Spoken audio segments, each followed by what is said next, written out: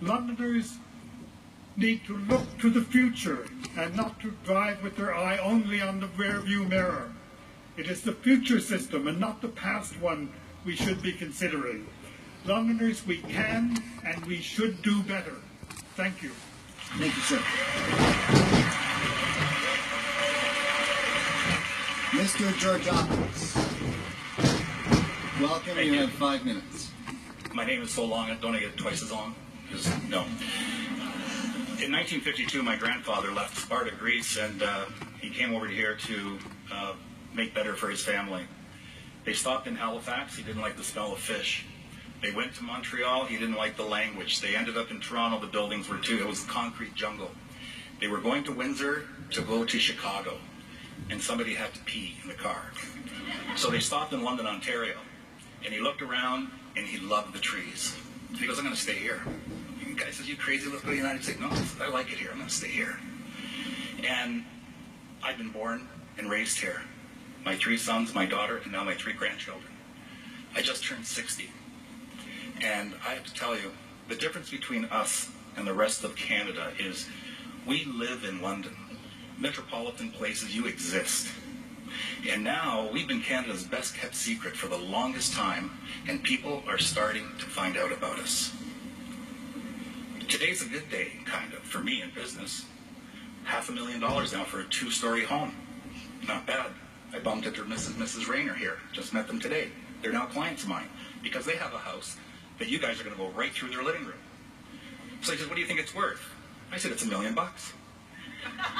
And his neighbor, it's $1 million. So I've got a listing now for $7 million just on a little piece of land.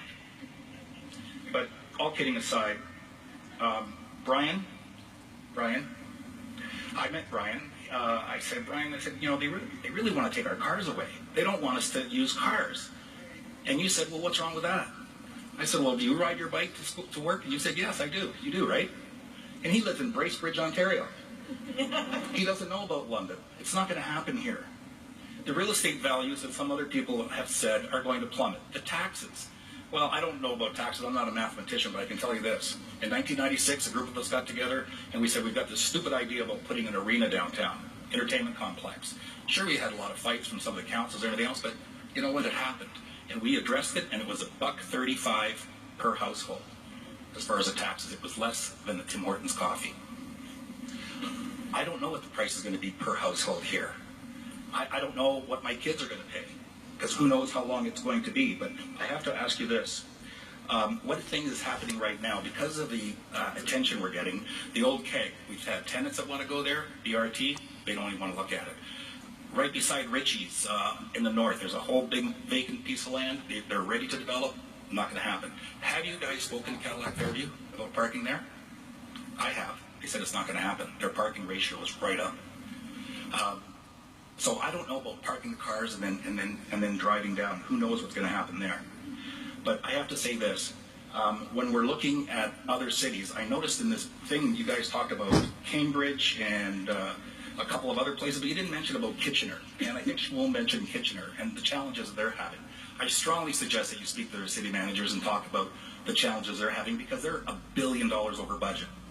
McDonald's usually doesn't close shop unless there's like a murder or a fire or something huge. They closed shop in Kitchener.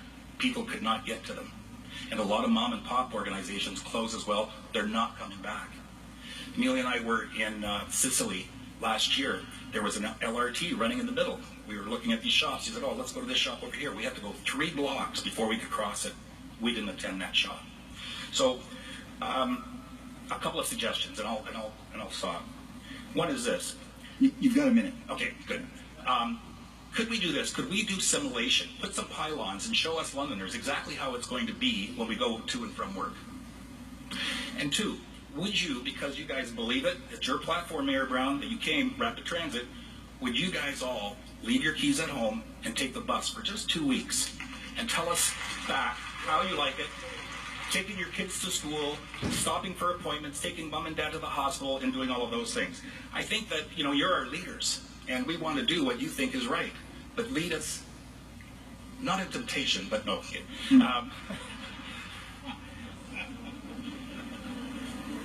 I have one other question. How many of you are going to give up your cars? I already have. I've given up my... Okay, so there's 6 people, and there's 1,500 here. Talk about democracy, I think we've just spoken. Okay, thank you. Just under 5 minutes. Thank you very much. Sir, welcome. Thank you, Your Honor, Mayor Brown and members of council. My name is Jay Jeffrey. I live at 380 King Street downtown, and my professional practice is there as well. Let me assure you that my practice will be completely unaffected by BRT, so I'm not speaking from that point of view. But nevertheless, I'm appalled at the apparent lack of concern. Could you step a little closer to the microphone, please, sir? Sure. Thank you.